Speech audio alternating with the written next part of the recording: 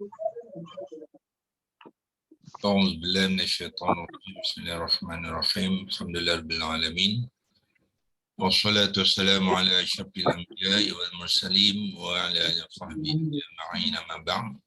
Kita mulakan lagi dengan mengucapkan kesyukuran kepada Allah Subhanahu Wa Taala mengizinkan kita untuk juga bersama di hari ke-5 minggu ni, hari Jumaat ya, untuk kita sama-sama berkongsi, menimba ilmu, mengenali kalimah-kalimah di dalam Al-Quran yang masih lagi dikaitkan dengan 3 huruf akar alif lam ha ya.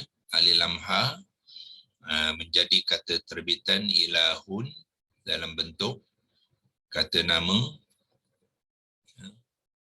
yang bermakna sembahan ataupun Tuhan ya. So sembahan di dalam Al-Quran digunakan dalam berbagai-bagai bentuk untuk menyesuaikan dalam konteks ayat itu ya. So kita teruskan perkongsian kita melihat senarai ke ayat-ayat, iaitu kita masih lagi di surah ke-9 iaitu At-Taubah. Ya, At-Taubah kita semalam sudah mengakhiri At-Taubah ayat ke-31 ya. Yang ni kita sudah. Jadi kita sekarang ni meneruskan dengan ayat ke-129 ya. Fa'in tawallau. By the way, semalam kita kita mengakhiri dengan yushrikun ya. Yushrikun. Macam mana kita nak mengenal kalimah tu ya, kita tengok acuan dia lah ya. Acuan dia bermula dengan ya yang baris hadapan. Huruf pertama dalam kata akar tu shim, roh, kaf. Shim tu disukunkan. Huruf kedua di baris bawah, huruf akhir di baris hadapan. Di mana kalau kita gantikan shim dengan fa, ra dengan ain, kaf dengan lam, so kita tahu dia mengambil acuan yuf'ilu ya, yuf'ilu. Itu caranya kita nak mengenal kalimah. Waw nun ni tambahan saja ya, tambahan kepada kata acuan yuf'ilu. Bila nak tambah jamak, tambahlah waw nun, yuf'iluna. Tapi semua acuan dalam bentuk mufrad ya. So nak mengenal dia ialah apa? Kalau kita sudah tahu acuan yuf'ilu, so cari yuf'ilu di dalam template ni ya. Template ni cari yuf'ilu. Mana dia yuf'ilu? Cari bermula sekali. Nah, cari dengan di mana ada ya baris hadapan lah. Nah, jangan cari banyak-banyak tempat ya. Nah, dia acuan ni dia banyak, tapi kita kena pandai macam mana nak fokus untuk mencari dia, iaitu cari di mana dia bermula dengan ya baris hadapan. Tadi ya ni ya baris hadapan ya. Ya baris hadapan, fa sukun, ain baris bawah, lam baris hadapan, yuf'ilu. Okay. So jangan cari yang atas ni. No point ya, tak ada ya baris hadapan. Ya baris hadapan di sini saja ya. Kita tengok bahagian ni. Kemudian cari yuf'ilu. Yuf'ilu yang ni lah. Ya. Tengok bawah ni ya baris atas dah ya, tak payah cari. Atas ni tak payah cari. Ya. Dia iaitu apa dia? Fi'il mudhari' wazan keempat. Ini roh wazan keempat ya. So makna acuan dia ialah yuf'ilu yang ni lah. So kalau nak highlightkan sikit, warnakan dia warna biru lah.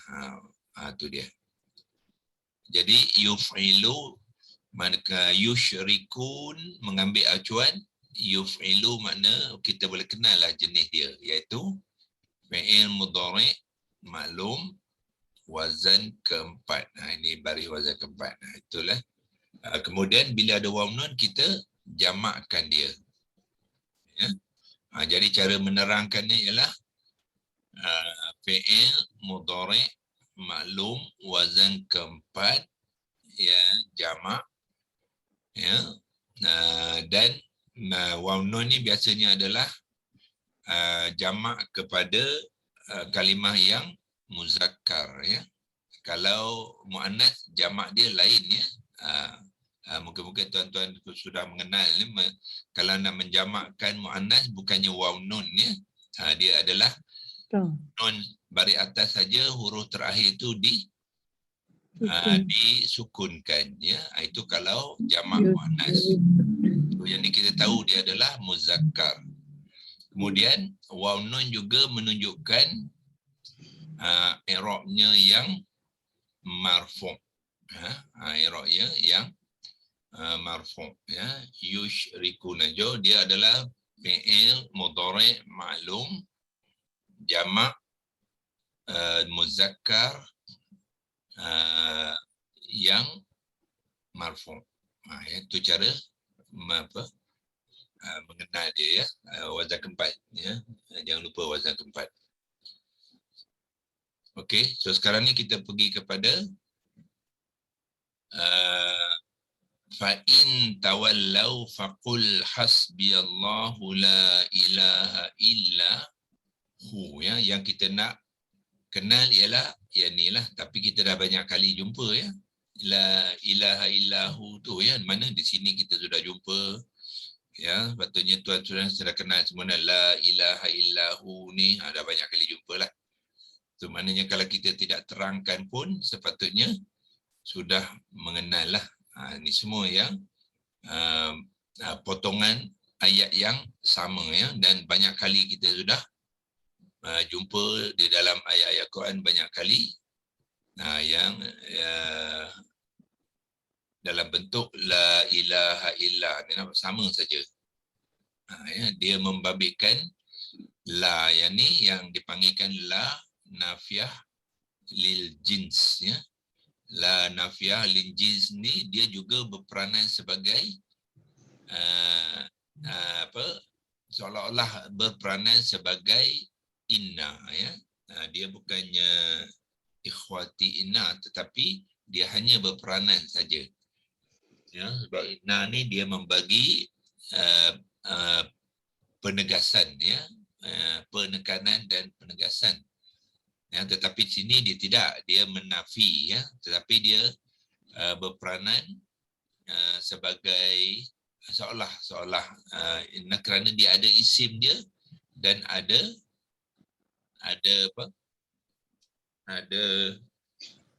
khabar dia, ya. Kadang-kadang khabarnya dihilangkan.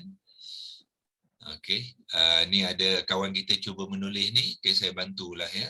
Saya bantu, kita gunakan Lexilogos lah. Mana Lexilogos? Kat atas ni, macam mana nak menulis la nafiyah tu? Ya, lam alif lah. Lam baris atas, tarik bawah. Dengan alif. Lepas tu nafiyah non alif, ya.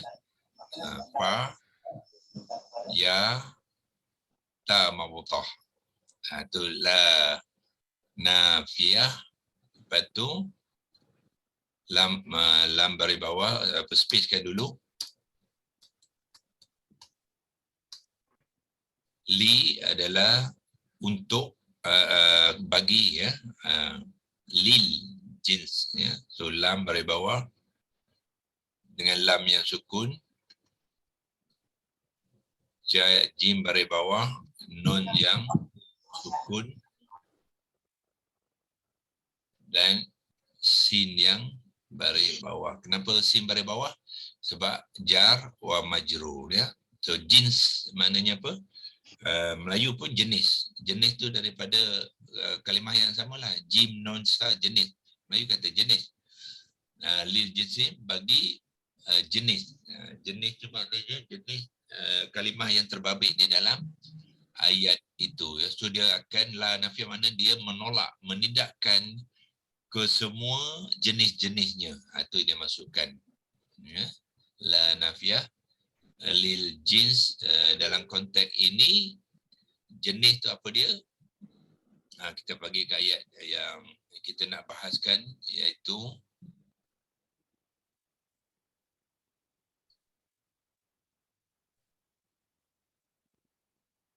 yang ni tadi ya. So la ilah, inilah apa jenis-jenis yang bersangkut paut dengan namanya tadi, ismuha ya. La ismuha ilaha. Ini adalah isim kepada la tadi, la nafiah tu, yang dia nafikan ialah apa saja yang berkait dengan ketuhanan tu. Tuhan-Tuhan tu dia tolakkan. Dia maknanya dia nak mengatakan dalam kehidupan ni, dalam alam ni tidak ada Tuhan. No Tuhan. Dia zerokan dulu. Dia zero rise. Itulah nafiah. Ya. Maknanya dia dah nafikan semua. Tidak ada Tuhan. Cuma itu je. Cuma Allah saja. Ya. Cuma dia. Maknanya clean lah. Ya, dalam keadaan yang tidak ada benda tu, ya, dia nak katakan ada Allah. Itu dia peranan la nafiah lil jins ya. Okey. So sekarang ni ialah apa? Kalimah bermula dengan fa'in tawallau faqul hasbiyallahu la ilaha illahu, iaitu At-Taubah 129. Ya, kalau kita nak tengok keseluruhan ayat dia, kita akan tengok di sini juga, tekan di sini. Ya.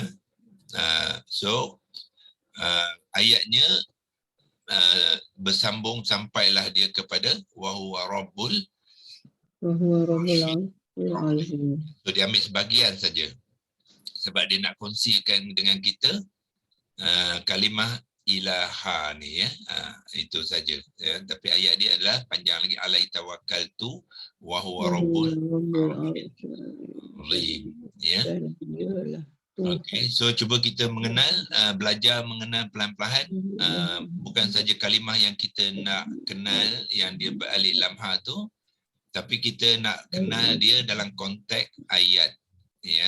So kita kena juga kenal kalimah-kalimah yang di dalam ayat tu, supaya pemahaman kita kepada kalimah tadi sesuai. Ya. Okey, bermula dengan fa. Ya, fa. Kalau tuan-tuan nak mengenal yang ni detail, senang saja. Korpus ni dah bantu kita ya. Jadi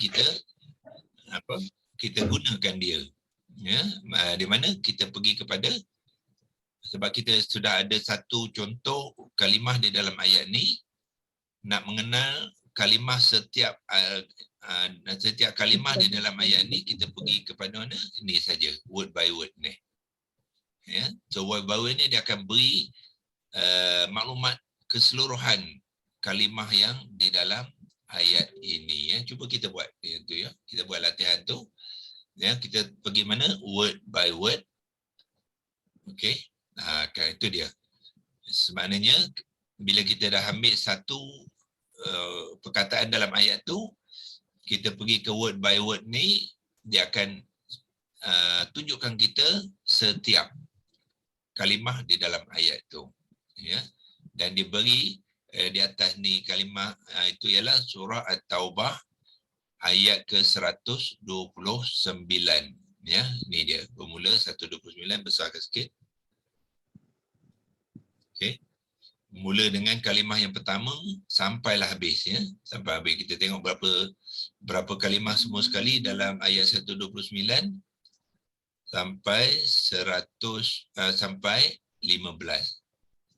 Di sini kita boleh tahu berapa kalimah sebenarnya ada di dalam ayat itu ya. Dan yang bagusnya korpus ni juga dia gunakan warna untuk kita ya, warna. Maknanya pada permulaan kita tengok warna tu sepatutnya sudah membagi tunjuk ajar kepada kita ya jenis setiap kalimah. Ya. Di sini warna apa? Warna biru gelap. Warna biru gelap dengan warna orange. Dia adalah dua komponen, satu komponen fa, satu komponen in. Ya. Fa tu dia kata REM tu apa dia? Resumption particle. Resumption ni daripada maknanya penyambungan. Maknanya ini adalah satu kalimah, dia fa satu huruf tu adalah satu kalimah. Kalimah harfun dipanggil iaitu fa, dan fa tu adalah fa penyambung. Ya, fa penyambung cerita daripada ayat 128. So kalau kita nak tengok dalam apa konteks penyambungannya tu, kita boleh rujuk kepada 128 apa cerita dia, kemudian Allah nak tambah lagi cerita dalam 129. Itu dipanggilkan fa penyambung. Ya. Bahasa Arab dia apa dia? Fa istinafiyah. Ya, itu dipanggilkan fa penyambung. Ya. Kalau kita nak tukar ke bahasa Melayu pun boleh translate ke Melayu. Ya, jadi ya. Cuma apa tadi? Zarah ni jangan gunalah. Ya, zarah ni sebab tadi bila translate ke Melayu dia guna Google Translator ya. Google Translator ni dia tak berapa tepat ya. Dia tengok apa yang ada dalam Google tu yang pernah digunakan, dia akan gunakan yang tu sebagai terjemahan ya. Tadi apa dia zarah ni? Kita tengok dia adalah partikel. Ya, jadi kalau sains memang partikel tu zarah. Jadi dalam Google ni banyak perbahasan tentang partikel. Bahasa Melayu dia zarah memang betul lah. Tapi dia tak sesuai untuk guna di dalam ayat Quran. Ya. Partikel tu untuk objek matter ya, yang kecil ya, dipanggilkan zarah. Macam atom, tu partikel, molekul tu. Tu bolehlah itu dalam sains. Tapi perkataan partikel yang sama digunakan sebagai huruf. Itu dia ya. So kalau kita nak melayukan boleh, tapi kena hati-hatilah ya. Janganlah kata nanti zarah penyambung awalan ya. Gunakan partikel bahasa Melayu pun tak apa. Ya, ataupun huruf lah. Huruf penyambungan awalan. Ya. Ataupun apa? Fa. Fa penyambungan awalan.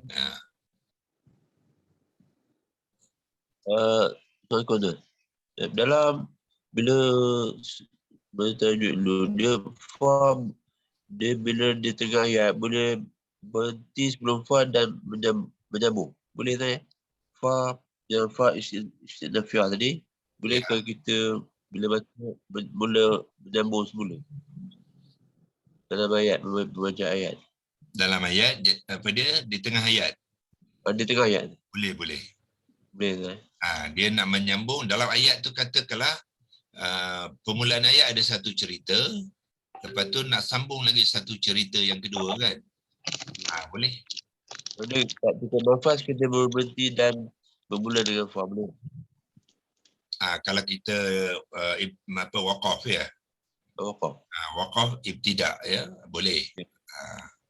Tapi kita untuk waqaf ibtida ni kita kena faham makna ya. Bukannya tengok tanda macam tu boleh, tapi itu untuk beginner lah.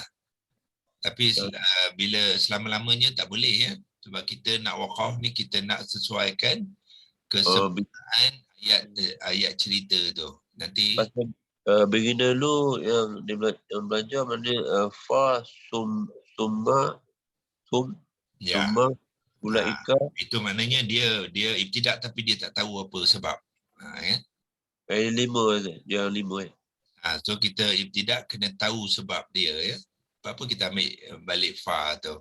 Sebab dia nak memulakan perenggan ayat tu lah. Dan kita kenalah tahu faham apa cerita dalam ayat tu.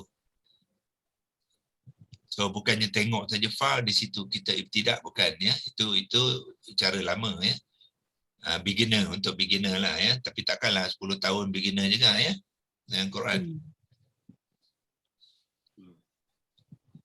Okay, so biru gelap maknanya dia apa? Huruf penyambung ya. Istinaf, yang sini ada fa. Macam soalan apa tadi, soalan Haji tadi, inilah kan ada fa sekali lagi. Tu mana dah bermula satu cerita, lepas tu nak sambung lagi. Ini fa istinafiah. Tu dia boleh juga berlaku di tengah ayat. Ya, as long as dia nak menyambung cerita baru. Ini cerita barulah. Dan ini satu cerita dah selesai. Sambung lagi iaitu faqul hasbiyallah. Ya, itu satu cerita baru ya.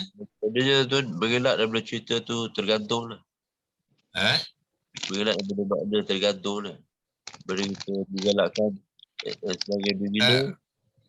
Dia nak yalah, dia cerita dia ada 2-3 cerita lah dalam ayat tu. Mana kalau kita berhenti tak satu tempat, cerita tu tergantung lah. Yalah. Ya, tergantunglah dia. Fa in tawallau, apa pula halnya kan ya. Mestilah ada sambungan dia.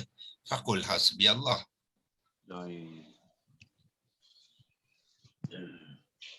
Tapi kena tahu makna ya. Bukan tengok ada fa sini saja, bukan, tak cukup. Okey. So kalimah pertama dia adalah fa'in. Fa ialah fa penyambung dipanggilkan fa istinafiah. Kemudian diikuti dengan kalimah yang warna oranye itu ialah syartun, yang dipanggilkan harfun. Ini ada harfun syartun. Melayu pun cakap syarat. Ya, tapi masalahnya Melayu dia ija syarat dia macam mana? Yang ini SYARAT ya. So sepatutnya bukan T. T ni untuk ta ataupun ta marbutah. Sedangkan dia bukannya ta tapi to. Ya, so kalau kita menulis Rumi, betulkan ya. Jangan gunakan ta kecil, gunakan ta yang besar, menunjukkan to. Untuk membezakan ta dengan to, ta ialah T, kalau to ialah T yang capital, yang besar. Ya. Sebab masa kalau buat TH dia sa. TH dia jadi sa pula. Okey, kalau ada sa, ada contoh sa sini tak? Tak ada ya. Kalau ada sa, then kita gunakan TH. Salasa. Itu gunakan TH lah. Okey, itu yang pertama. Jadi kita jenis dia dah terangkan kepada kita, kemudian dia pun bagi makna dia sekali lah ya. Ini dia kata apa? Tetapi jika. Boleh ya. Biasanya kita juga guna bukan tetapi lah ya. Kita guna maka. Maka jika. So jika dia lah syarat. Ya, syartun. Ya. Jadi bila syarat mesti ada jawab syarat dia ya. Jawab syarat dia ialah yang inilah faqul hasbiyallah. Itu dipanggilkan jawab syarat. Ini ayat dipanggilkan ayat syartun, ayat syarat. Apakah syaratnya? Allah kata maka jika tawallau ya. Ingat in ya, bila in kalimah selepasnya ya mesti mengambil i'rab yang majzum ya. Kalau dia mudhari ya, in juga boleh, syarat boleh juga mengambil bentuk madhi ya, bentuk madhi. Kalau dia mudhari dia akan mengambil i'rab yang majzum. Tetapi di sini dia bukan gunakan mudhari, dia menggunakan madhi ya. Mana kita tahu madhi? Di sini ada ya. bentuk ni pun kita sudah patutnya mengenal dia ada waw dan alif ziyadah berserta dengan waw tu disukunkan, ya. Sukunkan tu menunjukkan itu bentuk fi'il madhi. Di sini pun dia ada ceritakan iaitu mana dia kata kerja sempurna ni. Kata kerja sempurna tu ialah Melayu untuk fi'il madhi. Ya. Kalau ini tak cukup, Arab pun dia dah ada bagi kat bawah ni, ya. So dia adalah fi'il madhi wal waw dhamir. Waw dhamir ni yang inilah. Ya, so waw dhamir dia punya fa'il dia lah. Fa'il dia iaitu dalam konteks ni fa'il dia siapa? Bukannya mereka, tengok sini ya. Oh ya, ini mereka ya. Sebab dia madhi. So fa'il mereka maknanya yang jamak, ya. Dan bentuk ini, ya, tengok bentuk bermula dengan ta. Lepas tu ini huruf yang pertama, ini huruf yang kedua dalam huruf akar dia. Huruf pertama baris atas. Sebelum huruf pertama ada ta, dan huruf kedua dia lam ni adalah ain, yang ni adalah fa. Ya, so ini kalau kita sudah biasa dengan acuan, kita tahu ini adalah fi'il madhi maklum wazan ke-5. Ya. Mana kita nak kenal tu? Tengok sekali lagi ya. Ta ini tukar pada fa, ini tukar pada ain. Jadi tafa'a, ya. Tafa'a, ya. Tengok dia punya acuan di sini. Acuan dia ujung sekali lam lah, tafa'ala. Tapi dalam konteks ni dia tidak ada lam tu sebab apa? Ada huruf yang ketiga dia huruf illah. Bila ada tanda waw dengan sukun yang diikuti alif ziyadah tu, kita tahulah huruf ketiga, huruf akar bagi kalimah ni adalah huruf illah. Ya. Jadi acuan sebenar ialah tafa'ala. Ya. Tengok mana tafa'ala yang ni. Ni dia. Ya. Fi'il madhi maklum, yang ini ialah wazan ke-5. Inilah acuan kita kepada tawallau tadi. Ya. Kalau huruf ketiga itu tidak illah, so kita akan nampak dia punya huruf tu, ya. Tetapi sebab huruf dia illah, jadi dia digantikan dengan waw yang bersukun. Jadilah ta'allau, ya. Okey, macam mana kita nak confirm yang ini ada tiga huruf dia, yang ketiga tu huruf illah, kita tekan saja di sini, ya. Sekarang saya tekan tawallau. Okey. Nampak tak? Ini 3 huruf dia. Ya, ini huruf yang pertama waw, huruf kedua lam, huruf ketiga ialah ya. Itu yang menyebabkan dalam ada waw alif, waw yang disukun. Biasanya fa'il untuk fi'il madhi di hujung dia waw tidak bersukun, ya. Tidak bersukun. Itu kalau huruf ketiganya huruf yang tidak illah, ya. Tapi bila kalau waw dia tidak bersukun, huruf belakang dia kena mengambil baris hadapan, bukan baris atas. Ya. Sekira waw tu disukunkan, ya, disebabkan huruf illah yang ketiga ni, jadi huruf belakang dia tak boleh baris depan dah. Dia kena ambil baris atas sahaja. Ya, sebab waw ni sudah berperanan sebagai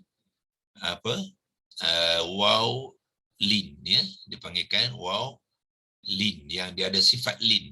So, kedua-dua huruf sifat waw mati dengan ya mati, huruf belakang hanya mengambil baris atas. Sebab itulah ejaan dia tawallau. Ya.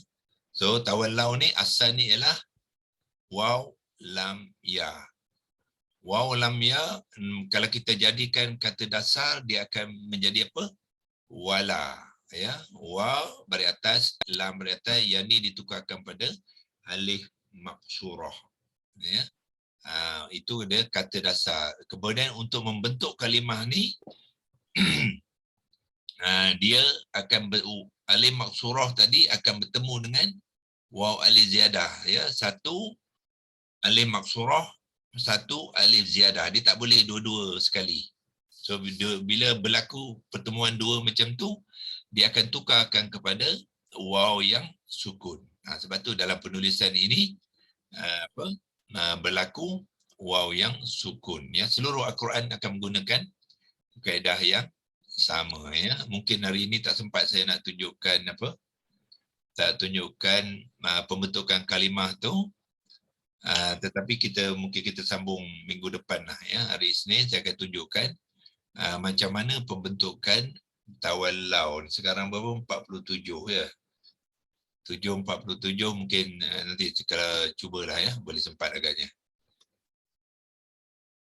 Okey, mulakan dengan 3 rakaat dia waw, lam dengan ya. Itu 3 rakaat. Dia sambungkan dia, huruf illah akan menjadi apa? Alif maksurah. Ya. Kalau nak guna kat sini pun boleh, copy saja kat sini. Ya, so ini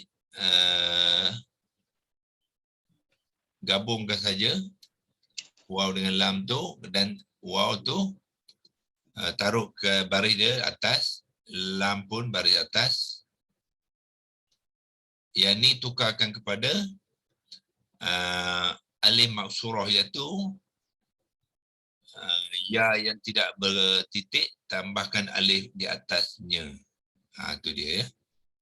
Ni tengok kalau boleh buang space. Itu dia jadi wala. Itu dia punya 3 huruf akar menjadi kata dasar. Okey. Kemudian dia mengambil acuan yang apa tadi? Tafa'ala ni ya, fa'il madhi maklum. Wazan kelima kita copy saja sini ya. Nanti jap. Tak boleh. Okey. Tafa'ala. Masukkan ke sini, itu acuan dia. Acuan ya, wala ya, nak menjadi tawallau kena ambil acuan fi'il madhi, yakni fi'il madhi maklum wazan kelima ya. Kalau kita ambil acuan yang salah, dia tak jadi kalimah tu. So acuan penting untuk kita mengenal ya. So masukkanlah ya. So dia ada apa? Ambil tafa'ala ni, kopikan ke sini ya. Gantikan huruf-huruf yang di sini dengan huruf kata dasar dia ya. So bermakna fa ni ganti dengan waw. Ambil sini saja. Copy, gantikan kepada fa. Okey. Ain ialah lam ya. So ambil lam ini, gantikan ain di sini. Tapi dia ada tadi acuan dia ada tasydid. So tasydidkanlah. Okey. Dan di sini gantikan dengan lam ni ganti dengan alif maksurah. Jadi tawalla, itu sudah menjadi fi'il madhi wazan ke-5 ya. Yang ini kata dasar ya. Kata dasar dia tidak ada wazan. Dia basic word saja. Untuk menjadikan fi'il madhi wazan ke-5, gunakan acuan tafa'ala, masukkan dia ke dalam acuan tu, dia akan jadi kalimah tawallau. Ini dipanggilkan kata terbitan ya. Kemudian dia nak jamakkan ya. Tengok dia ada waw alif ini menunjukkan ramai mereka tu ya. Default tadi masih mufrad. Ini mufrad ya. Seorang lelaki dia saja. Sedangkan dalam ayat mereka. So kenalah tambah waw alif ziyadah ya. Selepas tawallau tu campurkan dia waw dengan alif ziyadah untuk menjamakkan dia ya. So apa yang berlaku? Gabunglah Ya, so saya tunjukkan satu-satu, step by step. Okey, nak menggabungkan buang tanda campur ni. Okey. Itu okey. Sekarang ni apa berlaku? Pertemuan alif maksurah. Alif maksurah ialah huruf mad. Bertemu dengan huruf mad satu lagi. Dalam Quran, dalam Arab tak ada ya. Mad tak boleh bertemu dengan mad. Sukun tak boleh teku dengan sukun. So, bila berlaku mad dengan mad, dia perlu diubahkan. Ya. So, diubahkan dengan apa? Dengan menukarkan yang dua ni kepada waw yang sukun. Okey. So kedua-dua ni tukarkan kepada waw yang sukun. So ambil waw dan sukunkan dia. Itulah ya. Dalam Ar-Rasam Asmani dia bukannya bulat ya. Ini sebab keyboard ni tidak ada kepala ha, jadi kita gunakan bulat. Yang sebenarnya dia adalah yang kepala ha, ya, tawallau. Samalah dengan Al-Quran tu. Ni ya. Tawallau. Jadi dia berkepala ha ya. Sebagai waw yang sukun ya. So lam tetap baris atas, dia tidak boleh tukar kepada baris hadapan sebab dia bukannya waw mad. Sekarang dia waw yang lin lah ya. Waw yang ada sifat lin. So dia lam belah belakang dia kena mengambil baris ya, baris atas. Jadilah kalimah tawallau ya. Wala daripada wala makna apa? Wala ni kata dasar maknanya berpaling. Ya, berpaling. Dalam mufrad bermakna kalau madhi wala maknanya dia telah berpaling. Ya.